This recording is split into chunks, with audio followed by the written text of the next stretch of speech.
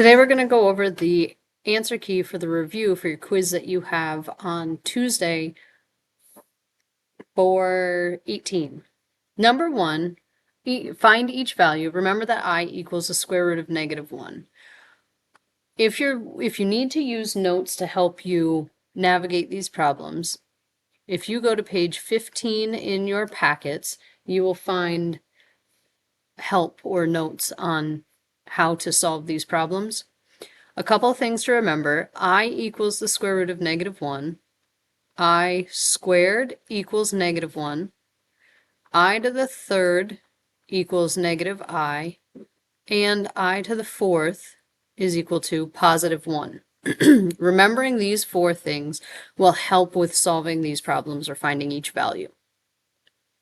I to the eighth, we're going to break up into either I squared, I third, or I to the fourth. I to the eighth can be rewritten as I to the fourth times I to the fourth, because when you're multiplying like bases, you add exponents, plus I squared.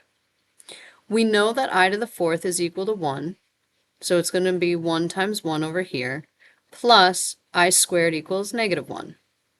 When we add 1 plus -1, our final answer is 0. Same concept over here. We have I to the eighth times I to the second. I to the eighth we're going to rewrite as I to the fourth times I to the fourth times I squared. Again, I to the fourth is 1. I to the fourth is 1 times I to the second, which is -1.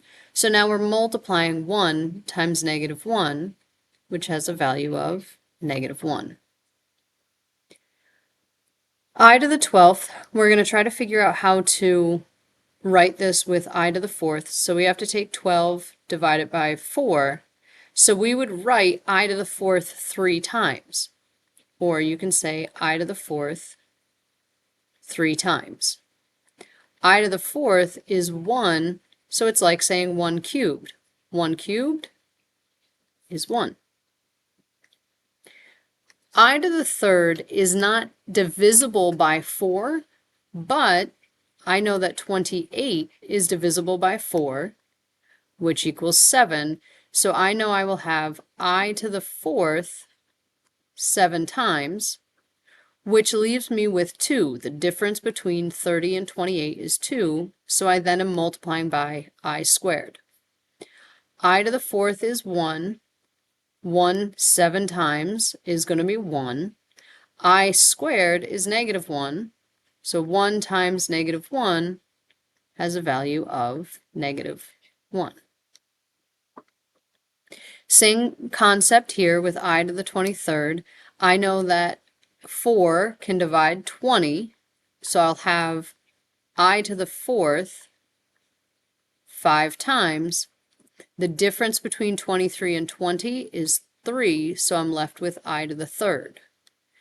I to the fourth is going to come down to 1. I to the third is equal to -I. 1 times -I leaves us with -I for a resulting answer.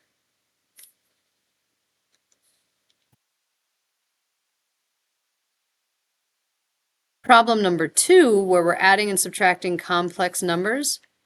In your packet, you'll find examples of this on page 18. When you're adding complex numbers, you're going to take the real number plus the real number, the imaginary number plus the imaginary number. So really, it's 4 plus 7 minus 3i plus 5i. 4 plus 7 is 11. -3i plus 5i is +2i.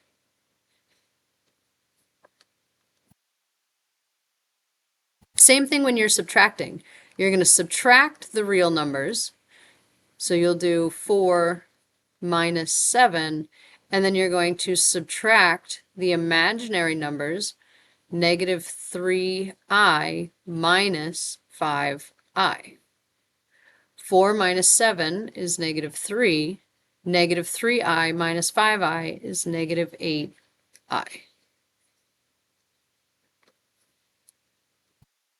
Multiplication is a little bit more difficult because you have to make sure that you multiply both of these numbers by your real number and both of these numbers times your imaginary number. So we have 4 times 7 plus 4 times 5i plus 3i times 7 plus 3i times 5i. 4 times 7 is 28. 4 times 5i is 20i. 3i times 7 is 21i. 3i times 5i gives us 15i squared. I squared is equal to negative 1. So this is really 15 times negative 1. So it's negative 15. We have a real number here and a real number here, so they're like terms, so we combine those. 28 minus 15 leaves us with 13. 20i plus 21i is 41i.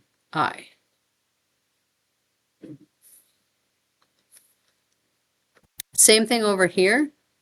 I'm just going to do the multiplication out. 4 times 4 is 16. 4 times 3i is 12i. Negative 3i times 4 is negative 12i. Negative 3i times 3i is going to leave us with negative 9i squared. But again, this is not really negative I squared because it's 9 times negative 1, so it becomes positive 9. Negative 9 times negative 1 gives us a positive 9. 12i minus 12i is nothing, so now we just have to do 16 plus 9, which is 25.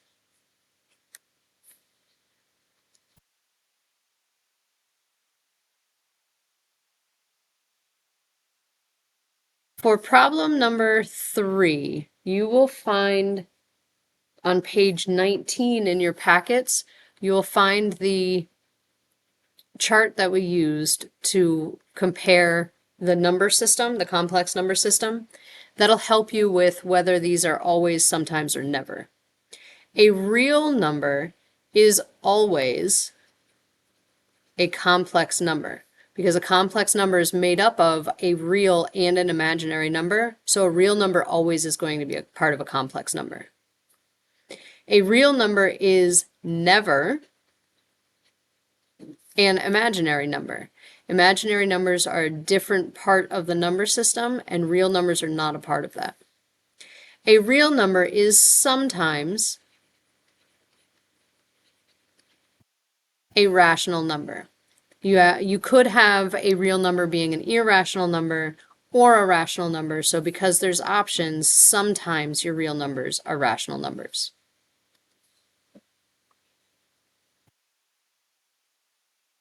For question number 4, you want to look, excuse me, on question 3, it's not page 19, it's page 16. I apologize. This is page 16. Page 19 is to help you with number 4. Number 4 is page 19. So these have problems where you're multiplying and adding your complex numbers. The word product means to multiply. So if we see what are the products or the product of two complex numbers, it means that you're multiplying two complex numbers together. Give 2 examples where we have a complex number is a real number. So if we multiply 2 plus 5i times 2 minus 5i, our result is actually going to be 29 because our I terms are eventually going to cancel. if we do 2 plus 3i times 2 minus 3i, I'll actually do this problem out so you can see it.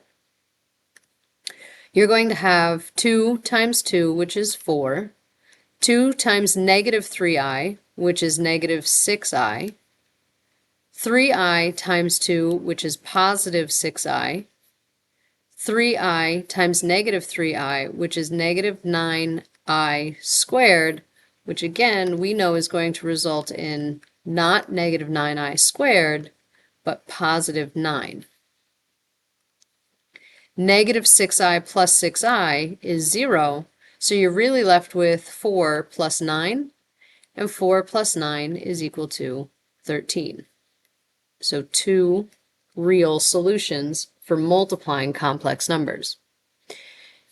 2 examples of multiplying complex numbers that do not result in a real number solution would be like multiplying 4 times 6 minus 5i.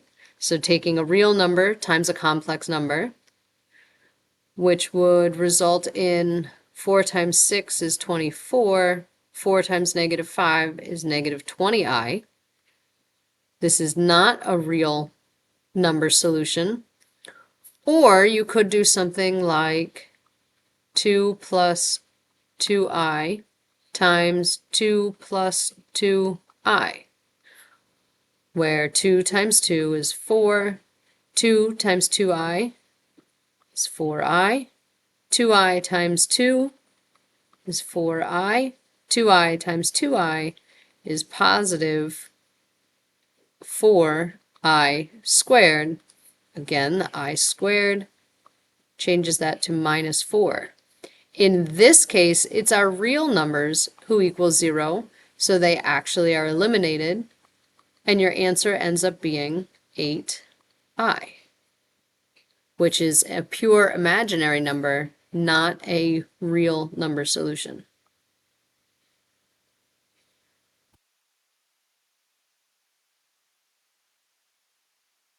Number 5 says to draw a quadratic function that has the given solutions. You will find examples of these on pages 5 through pages 8. We graphed a lot of examples, and you can see when you have real or not real solutions. So if you have 2 real solutions, your function has to touch the x-axis at 2 points. Touches x-axis at 2 points, or you have 2 x-intercepts. One example is having a vertex down here, and your graph faces up. Another example is having your vertex on the top, and your graph comes down. You still have 2 points that touch your x-axis, and you have 2 points that touch your x-axis. So as long as your function crosses your x-axis twice, you're going to have 2 real solutions. 2 imaginary solutions means that the graph cannot touch the x-axis at all.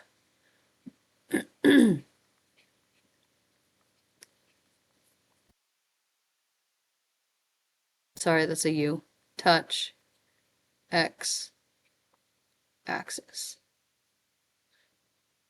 So that would look like a vertex being up here and the graph going up, or a vertex being down here with the graph going down. Both of these are examples of quadratic functions, but they only have imaginary solutions or complex solutions. One real solution is when your vertex is on the x-axis.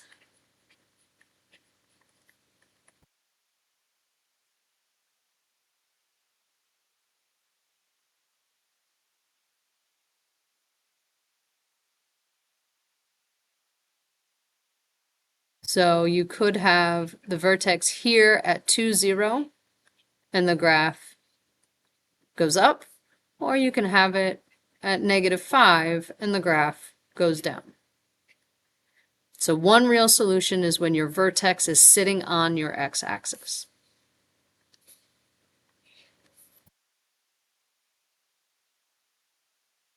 I'm going to make this a little bit smaller so we can see more of what number 6 is asking us. So number 6 says use the quadratic graph below to write the different forms of the quadratic equation. You will find examples of this again on pages 5 to 8.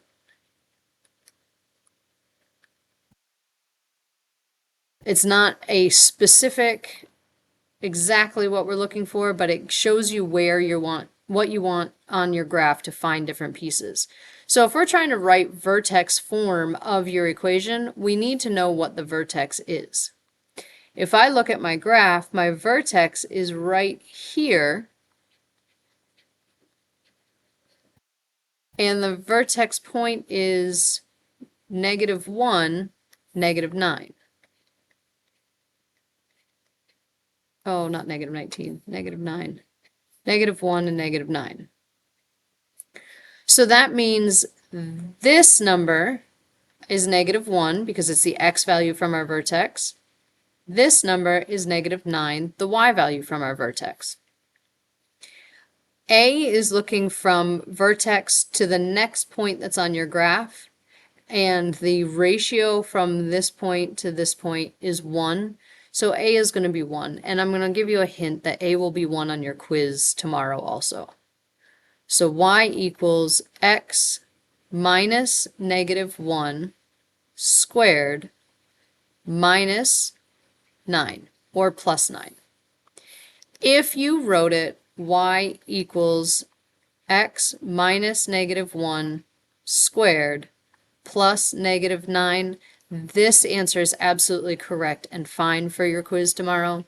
This is just what you would normally see with changing the signs. A double negative changes to a plus to a minus would change to a minus.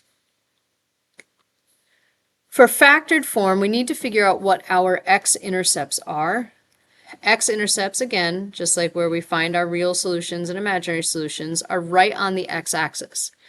This x-intercept is at 1, 2, 3, -4, 0. This x-intercept is at 1, 2, 0. So when I'm coming to my factored form, this first value, or p, is going to equal -4. The second value, or q, is going to equal 2. And again, the a's are the same because it's the same graph. So our equation would be y equals x minus -4 times x minus 2.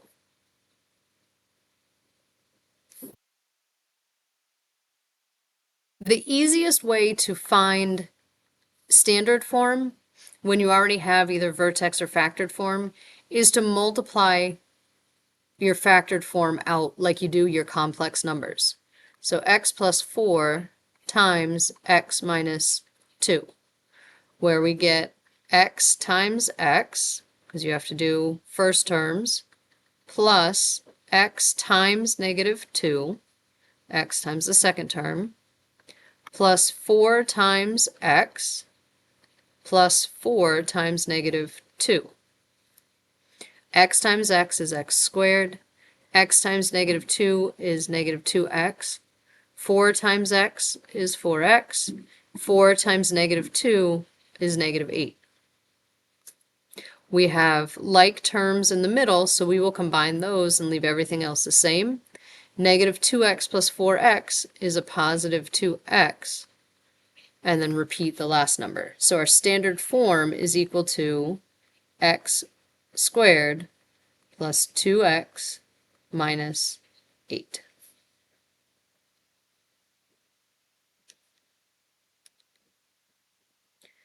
The last problems solve each quadratic over the complex numbers. You'll find examples of these on page 22. Notice that most of your homework problems or note problems were days that we are specifying on this answer key so that you can go back and look at your notes. These ones are simple, these first two. It's just x squared, so we take the square root of both sides. This gives us just x. Here we have to separate it, so it's the square root of -1 times the square root of 49. We know the square root of 49 is plus or minus 7. The square root of -1 is I. So x equals plus or minus 7i. Same thing here, it just gets a little bit uglier because 39 is not a perfect square. So we will leave it where x equals plus or minus I, because we need to take the negative out of the radical, times the square root of 39.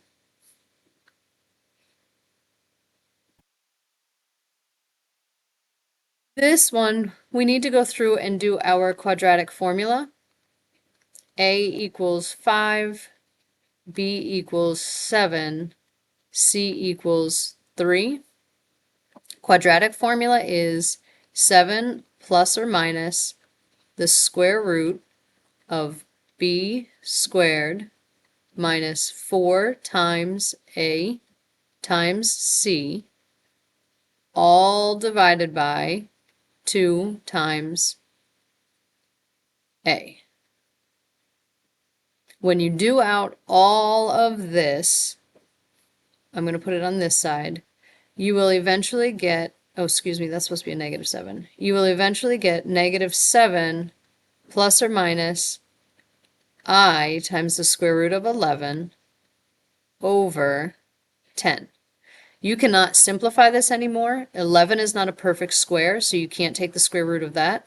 And you can't divide -7 or the square root of 11 by 10. So this is your value of x. It's not a pretty number, but that's your value of x. This last one, hopefully you see that we can multiply here and multiply on this side. So 2x times x is going to be 2x squared. 2x plus 4 is 8x equals x times x, x squared. X times -5 is -5x. 4 times x is 4x. And 4 times -5 is -20. Combine our like terms here, and because I don't have a lot of space, I'm just going to erase that. -5x plus 4 is really going to leave us with -x minus 20. We want all of this to come onto this side of our equation. So I'm going to subtract x squared, I'm going to add x, and I'm going to add 20 because I want this side to equal 0. So minus x squared from here.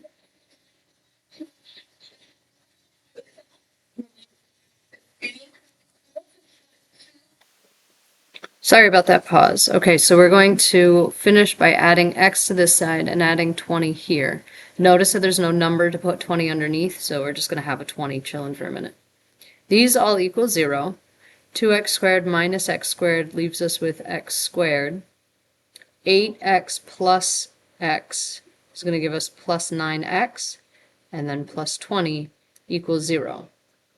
Hopefully you can recognize that there are two numbers that multiply to 20 and add to 9. So this will become x plus 5, x plus 4 equals 0. Set each of these factors equal to 0 so that we can figure out what x equals. X plus 5 equals 0. X plus 4 equals 0. Minus 5. X equals -5. This one we minus 4. X equals -4.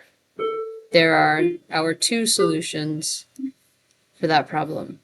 Go ahead and try to do your challenge problems. I hope you are able to complete it, and thank you for watching the video.